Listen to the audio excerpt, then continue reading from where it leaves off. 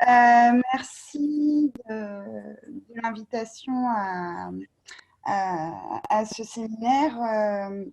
Donc, elle va démarrer. Donc, je suis économiste à l'Université de Reims et je vais vous proposer aujourd'hui une analyse qui relie soins et care à travers la télémédecine.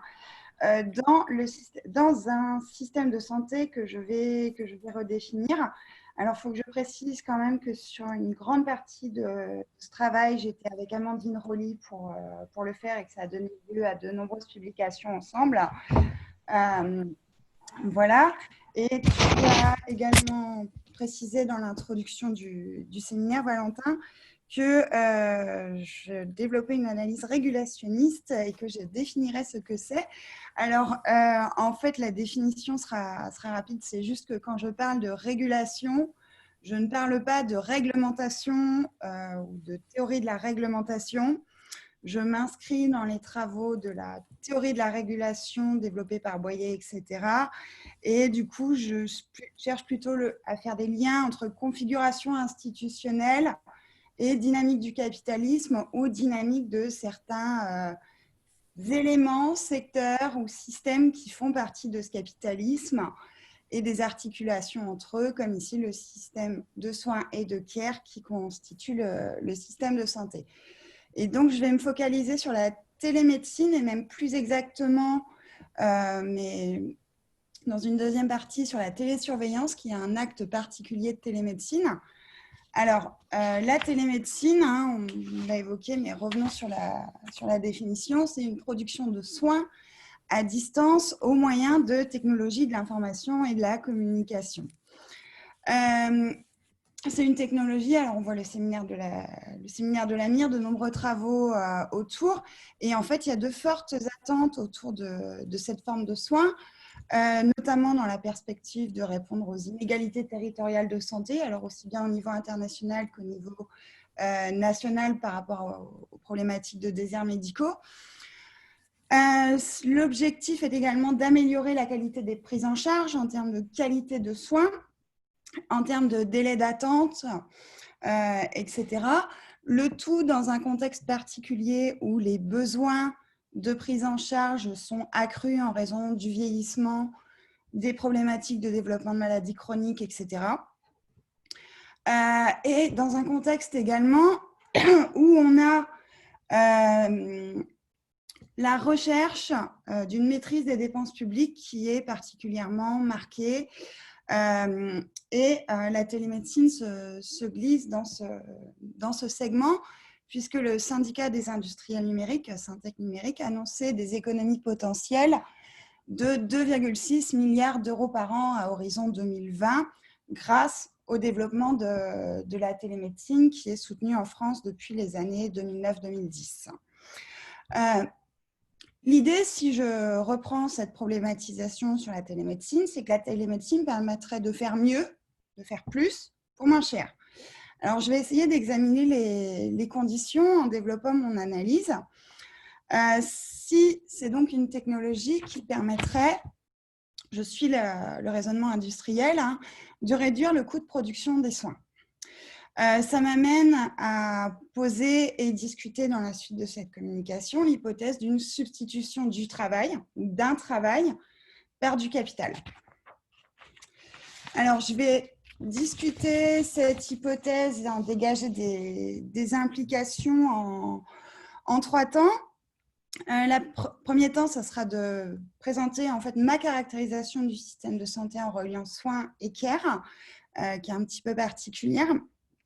Ensuite, je vais mettre en perspective le cadre institutionnel de la télésurveillance et les logiques de production de la télésurveillance pour organiser une comparaison dont je tirerai des implications en termes de régulation et je tenterai de me soumettre à l'exercice de proposer des réflexions et perspectives, notamment au regard de la conjoncture actuelle.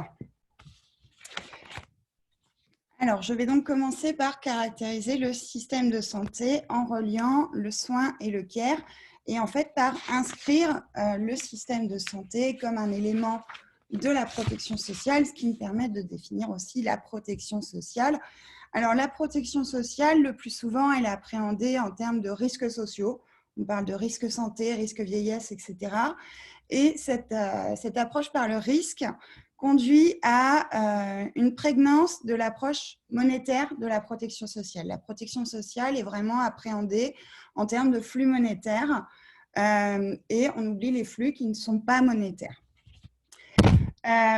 Je vais sortir de cette conception de la protection sociale comme risque et me rattacher à la caractérisation proposée par Jean-Claude Barbier et Bruno Terray dans leurs nombreux repères, qui est que la protection sociale participe à la construction de la société en reliant dans un même système des logiques individuelles et des logiques collectives.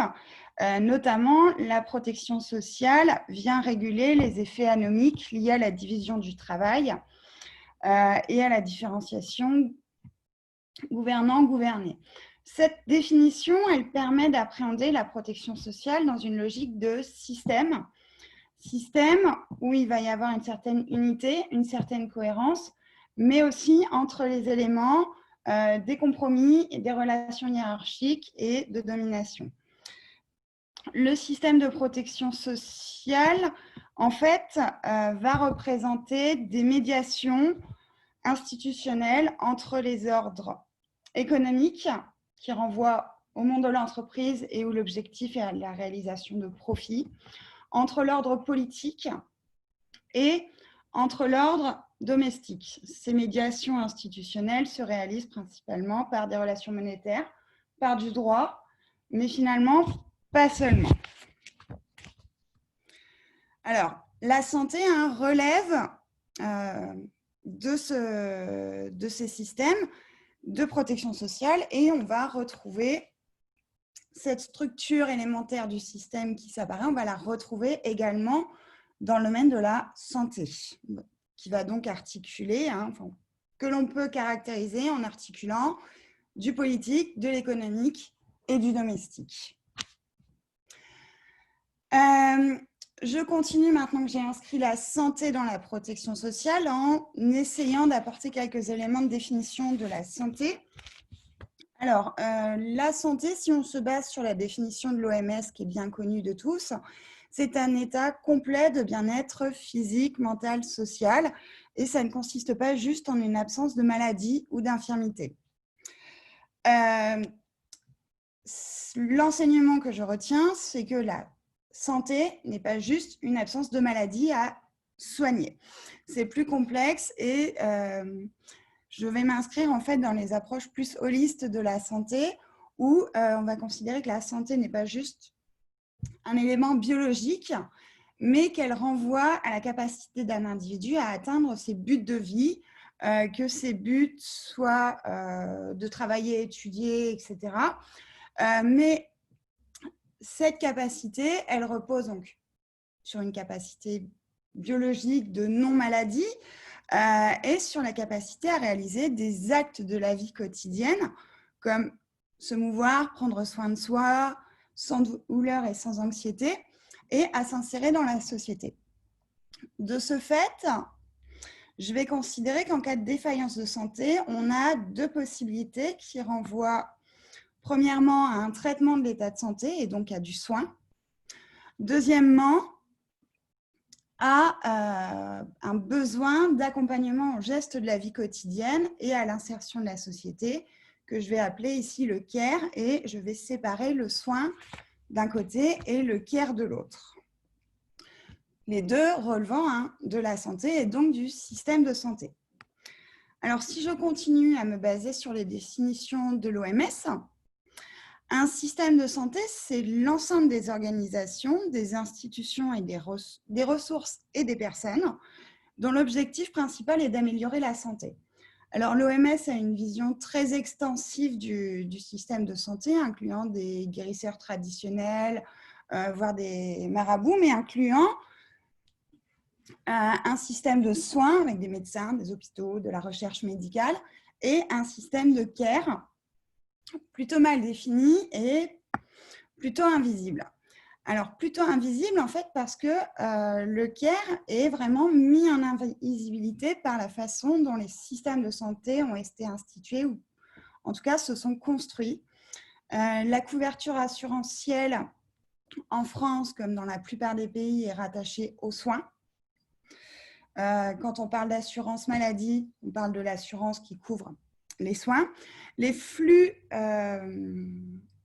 monétaires liés au care ne sont donc pas ou mal mesurés. L'offre de care est également très mal mesurée quand on est sur les données relatives au système de santé. À titre d'exemple, l'offre de travailleurs de care dans les systèmes de santé n'est documentée que pour 60% des pays de l'OCDE. Et dans ces 60%, ça ne prend en compte quasiment la plupart du temps que les travailleurs du care, mais qui travaillent en EHPAD ou dans un établissement de soins. Donc, le care disparaît aussi bien parce qu'il y a des flux monétaires qui ne sont pas forcément bien pris en compte, parce que l'offre est mal mesurée, mais aussi parce que finalement, ce care ne donne pas forcément lieu à des flux monétaires. Les prises en charge ont lieu pour environ 60% dans l'ordre domestique. Et j'ai oublié de préciser que les prises en charge de care, ça concerne environ 10% de la population française qui bénéficie d'une aide pour ces gestes de la vie quotidienne, produite donc à 60% par l'ordre domestique au sein de la famille. Ça m'amène du coup à proposer une caractérisation des systèmes de santé qui sortent de cette logique monétaire, puisqu'elle ne permet pas de tout prendre en compte. Et donc, pour caractériser le système de santé, il me faut caractériser le système de soins, celui de care et leur articulation.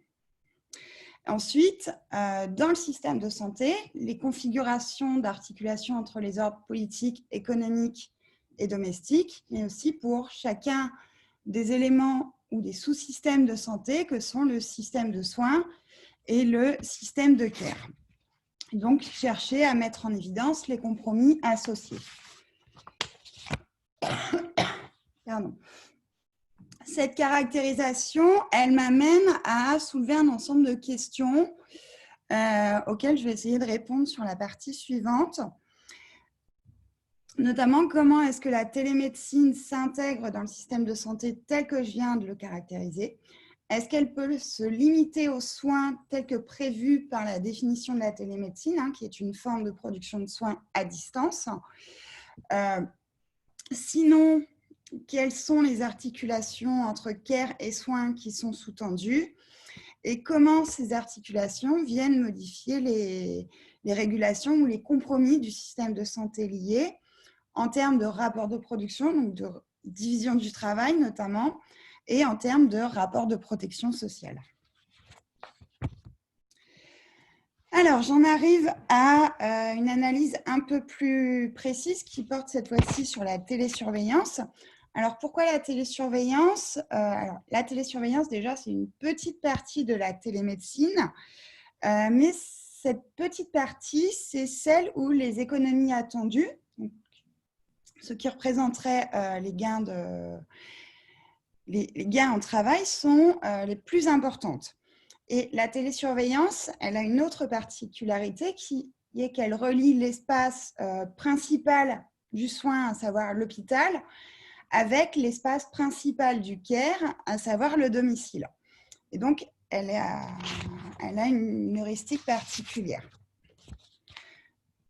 Alors, la télésurveillance ou télémonitoring, c'est un acte de télémédecine qui a été défini légalement, enfin défini par décret en fait, dans la loi pour les juristes françaises.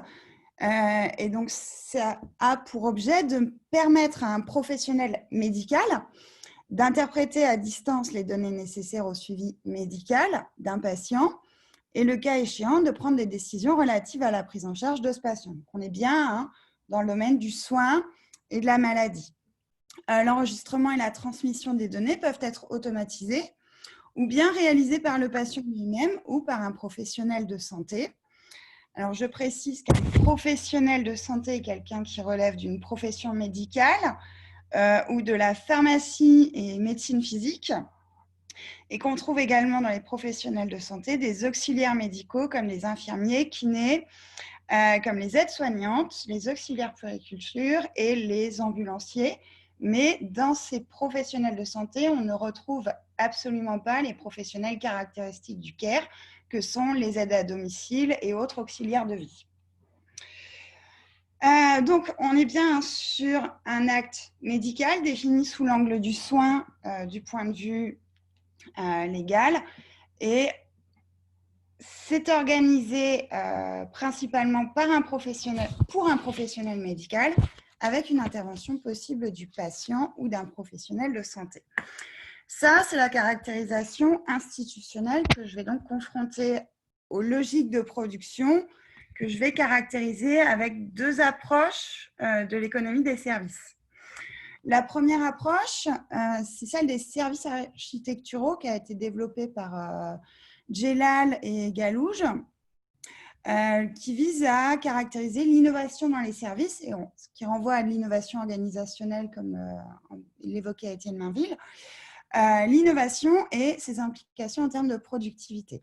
Alors, pour faire simple, leur approche, elle consiste que dans une offre de services, on va trouver des services élémentaires de base et des services élémentaires périphériques, et que des recombinaisons ou des enrichissements en services, l'arrivée de nouveaux services, vont constituer une innovation. Dans le cas de la télésurveillance, on peut considérer qu'il s'agit pour le service élémentaire de base de soins hospitaliers et de services périphériques. La télésurveillance ayant l'intérêt de permettre de réaliser le service hospitalier en dehors de l'hôpital. Et donc, ça suppose que l'organisation du service n'est plus la même, puisque le patient n'accède plus au package global de l'hôpital, mais par contre qu'il doit le recomposer. Donc, il intervient sur la coordination du service. Cependant, cette coordination n'est pas prise en compte dans le cadre institutionnel de la télémédecine, plus précisément de la télésurveillance ici. Alors, deuxième élément de l'économie du service qui va me permettre de voir les logiques de production associées, c'est l'approche du triangle des services telle qu'elle a été développée par Goffman et Hill, puis reprise par Gadret, qui définit le service et la relation de service comme une modalité de connexion entre des prestataires et des clients en vue de la résolution d'un problème associé au support, le support étant l'objet du service et dans le cas de soins, le support étant le patient. La télésurveillance, c'est quelque chose qui a lieu de façon diachronique. On a une réalisation de la mesure, transmission, puis interprétation. Donc, on peut considérer qu'en fait, ce n'est pas un service, mais un enchaînement de relations de service. Enchaînement de relations de service qui fait qu'on va avoir donc une première étape de production d'informations sur l'état de santé du patient, une deuxième étape de transmission automatisée de l'information, troisième étape de traitement de l'information diagnostique, et quatrième étape, si nécessaire, une prise de contact avec le patient en vue d'organiser une prise en charge. Je vais revenir sur l'étape 1, parce que si on n'a pas l'étape 1, on n'a pas l'étape 2, on n'a pas l'étape 3, etc. L'étape 1, elle est strictement nécessaire à la réalisation du service. Alors, elle a été caractérisée par Uchon comme correspondant à cette production d'informations à un travail visible du patient. Travail visible au sens où c'est quelque chose qui est intégré dans la notice du matériel utilisé, etc. Et Uchon a mis en évidence que cette étape comporte aussi un travail invisible réalisé par le patient, travail qui est un monitoring constant de son corps pour savoir à quel moment il doit réaliser la mesure, dans quelles conditions, après quel repas, etc. Et donc là, on est sur un travail invisible du patient. Cette étape de production de l'information qui génère donc un travail visible et invisible du patient Elle suppose également, pour être réalisée, une autre condition, c'est que c'est la capacité du patient à produire cette mesure. C'est-à-dire qu'il est traité pour un problème de santé, mais doit avoir un état de santé lui permettant de réaliser cette mesure. En cas d'incapacité, il est nécessaire de faire intervenir un tiers pour réaliser la mesure à la place ou en complément du patient, ce qui réintroduit une 5e étape dans la production et ce qui réintroduit une relation de service. En fait, il est nécessaire, en cas d'incapacité des patients, que participent des tiers aidants, c'est-à-dire des acteurs du care, participation qui a été documentée notamment par les travaux en sociologie et qui est reconnue par la DGOS, qui intègre que les aidants jouent un rôle de soutien. Pourtant, cette participation, donc elle est nécessaire, elle est reconnue, mais elle est invisible dans la définition institutionnelle de la télémédicale, de la télésurveillance médicale. Au global, l'espace de production, il peut être représenté de cette façon. On a la télésurveillance qui vient réarticuler l'espace institutionnel et les dispositifs institutionnels du soin avec l'espace institutionnel et les dispositifs liés du care. Donc, dans le soin, on retrouve tous les acteurs du soin. Dans le care, on retrouve les aidants professionnels et non professionnels. Et la télésurveillance transcende les deux espaces et vient réarticuler le soin et le care. On a une recomposition, en fait, de l'activité de soins qui s'étend au-delà du système de soins et qui mobilise des acteurs du care. Et donc, de cette analyse, je vais essayer d'identifier des implications des mécanismes ainsi mis en évidence en termes de régulation, ce qui va m'amener à revenir sur l'hypothèse de substitution capital-travail que je cherchais à discuter, puisque notamment la télémédecine doit permettre de faire mieux pour moins cher. Alors, la limitation de la dépense de santé, la dépense publique de santé, constitue une des motivations pour l'ordre politique en soutien au développement de la télémédecine. Cette limitation des dépenses pour le syndicat des industriels de la télémédecine et du numérique, en fait, elle se situe essentiellement dans des dépenses qui sont couvertes par l'assurance maladie obligatoire et c'est là que se trouvent les gains potentiels. Alors, ces gains, ils en perçoivent dans les gains de transport sanitaire évités, dans des complications médicales évitées, dans des hospitalisations évitées ou de durée réduite, dans du temps médical économisé, des consultations économisées, des décès évités et une amélioration du suivi et de la qualité. Alors, ça contribue largement à la performance du système de santé dans plusieurs dimensions. On a des dimensions d'amélioration de la qualité, mais aussi indéniablement une dimension d'économie. Mais cette dimension d'économie, elle suppose de sortir du système de soins une partie des services alimentaires qui étaient associés à la prise en charge hospitalière, notamment les services associés à l'hébergement hospitalier, etc., puisqu'on passe de l'hôpital au domicile. Et donc, ce qu'on observe, c'est qu'à la place d'une substitution capital-travail, on a plutôt, ou en tout cas apparaît également, un mécanisme de transfert du soin vers le care et de l'hôpital vers le domicile, comme on a déjà pu l'observer avec le développement de l'ambulatoire et notamment tout ce qui est hospitalisation à domicile, dont il était reconnu que ça évitait tous les coûts d'hôtellerie, restauration, blanchisserie, etc.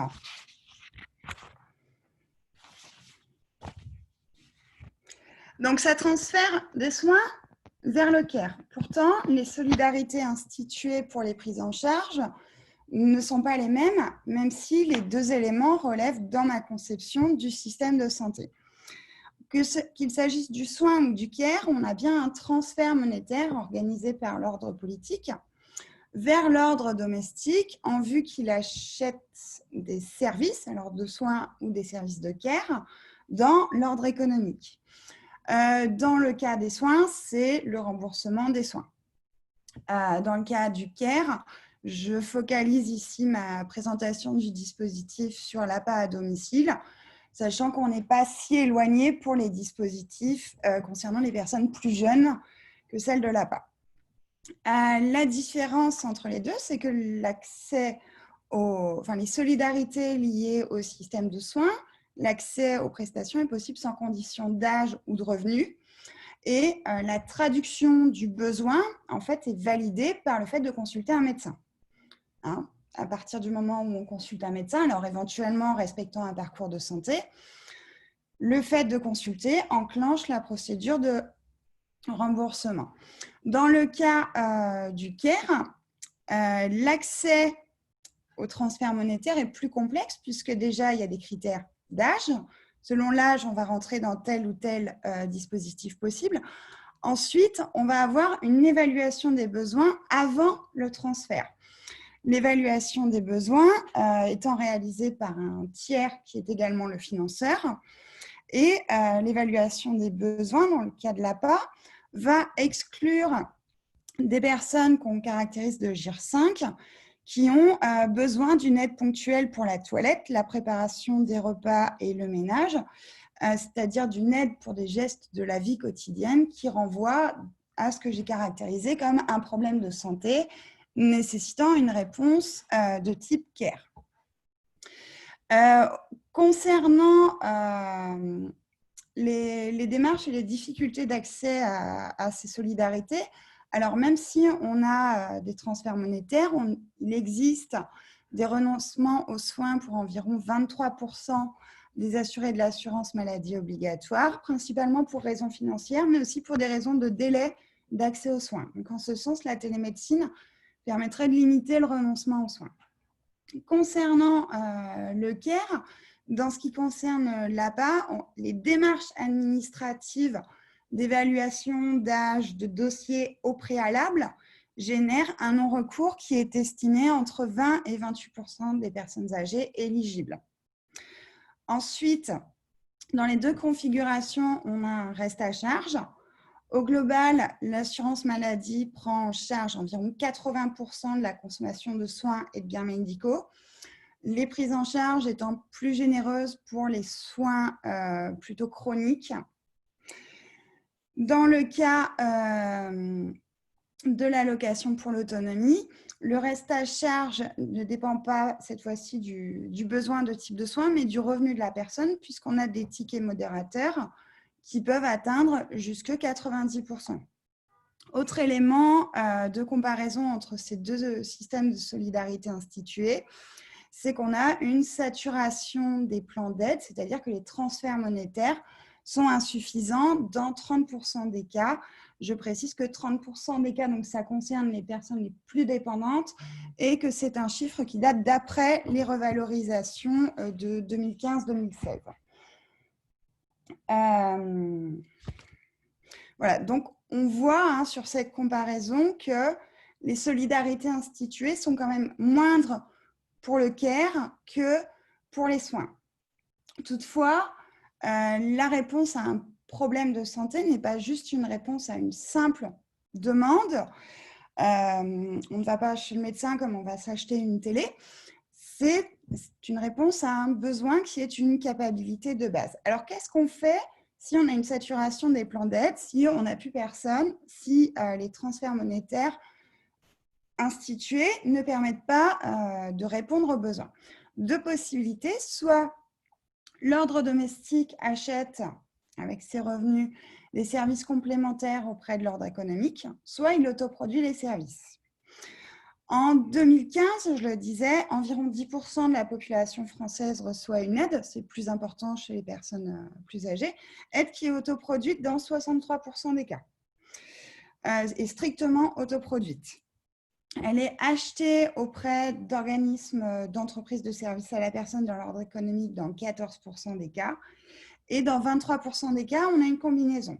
Donc, on voit bien qu'on a une participation importante au travail de care qui est réalisé en autoproduction par l'ordre domestique.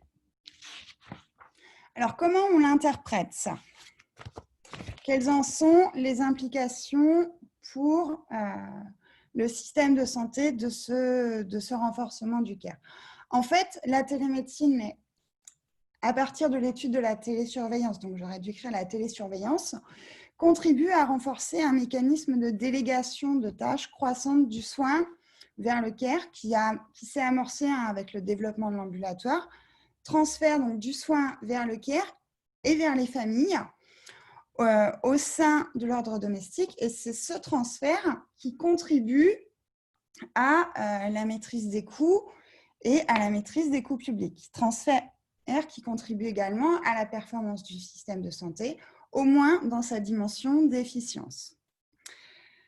Étrangement, quand même, on s'étonnera que ce transfert repose sur des technologies qui viennent renforcer l'ordre économique, puisque c'est des technologies développées par des entreprises. Et donc, à travers le soutien au développement de la télémédecine, l'ordre politique va contribuer à l'émergence d'un nouveau marché pour les industriels. On a un renforcement de l'ordre économique, mais en même temps, une mobilisation accrue de l'ordre domestique et le développement d'un travail qui se passe dans l'ordre domestique et qui est invisible. Donc, au global, moi, je mets en évidence que la télémédecine, au moins dans son acceptation de télésurveillance, ne contribue pas strictement à une substitution capital-travail. L'introduction de capital par la télésurveillance va nécessiter une mobilisation d'une autre forme de travail à laquelle ne sont pas associés de flux monétaires, ces flux étant, ce travail étant de fait invisible au regard de la manière dont on caractérise les systèmes de santé. Et l'efficience du système de santé repose alors sur un renforcement des complémentarités entre l'espace dominant du soin et l'espace dominé du care, dans lequel l'ordre domestique est le principal producteur et où, quand il y a une production de care dans l'ordre économique, donc par des prestataires d'aide à domicile, les conditions de travail viennent reproduire les inégalités de genre caractéristiques du domestique, puisqu'on retrouve des revenus particulièrement faibles qui ne permettent pas l'autonomie des aides à domicile.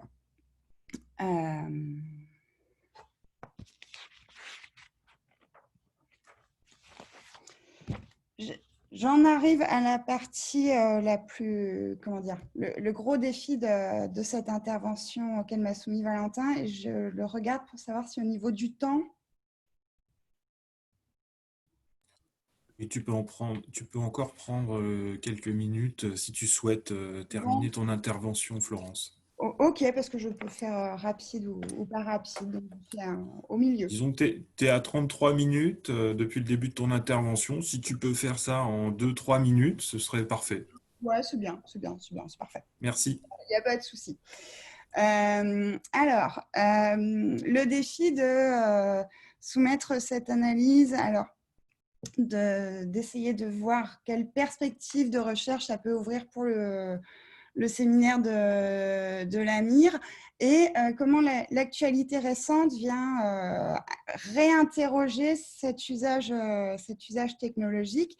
Alors déjà, en termes de perspective, moi, je mets en évidence des mécanismes qui sont valables dans le système de santé français, mais qui sont mis en évidence de façon qualitative, qui sont difficiles à quantifier, et ça pose la question de la mesure de l'activité de care dans le système de santé. Voilà. Ça pose également la question de savoir ce qu'il en est sur les autres systèmes de santé, voir avec d'autres formes d'outils de télémédecine. J'avais travaillé sur les autres formes de télémédecine, ça reproduisait les mécanismes, mais de façon moindre. Et se pose aussi la question, là je suis sur un outil qui relie vraiment le soin et le care, mais est-ce qu'on va retrouver des mécanismes similaires quand on est dans des domaines davantage rattachés au care, comme la silver economy ou la télésurveillance, le médaillon de télésurveillance que les personnes âgées ont autour du cou pour appeler les secours en cas de besoin. Est-ce qu'on retrouve ces éléments ou pas? La question d'un effet Covid qui m'a été posée, donc je vais tenter d'apporter des éléments. Alors, indéniablement, depuis le mois de mars, le télé s'est largement développé dans tout, hein. La téléenseignement, téléconférence et téléconsultation, se pose la question de la durabilité de ces éléments. Alors, un point en fait. Le développement de la numérisation a été étudié par d'autres économistes au niveau global qui ont mis en évidence que ça venait renforcer les dynamiques de monopole et donc renforcer le pouvoir de captation de l'ordre économique. Et que ça conduisait également à une précarisation accrue du travail, mais là, on est sur des analyses qui se fondent plutôt sur Uber. Donc, le développement du télé, je ne sais pas. Mais voilà. Par contre, l'effet Covid est venu accentuer les problèmes structurels du système de santé français. On a eu une réponse rapide avec le Ségur de la santé, mais le Ségur de la santé s'est bien limité au champ du soin, puisque même quand on était sur de l'aide, cela concernait les transferts sur les EHPAD concernaient les aides-soignantes et pas les auxiliaires de vie. Et donc, on a été bien sur cette séparation institutionnelle. Alors, dans l'actualité, il y a également la question du 5e risque qui est arrivé avant le Covid et qui laisse quand même relativement songeur sur des réarticulations entre le soin et le care. Là, je n'oserais pas donner d'éléments d'interprétation, mais je me dis que c'est un point d'actualité à prendre en compte.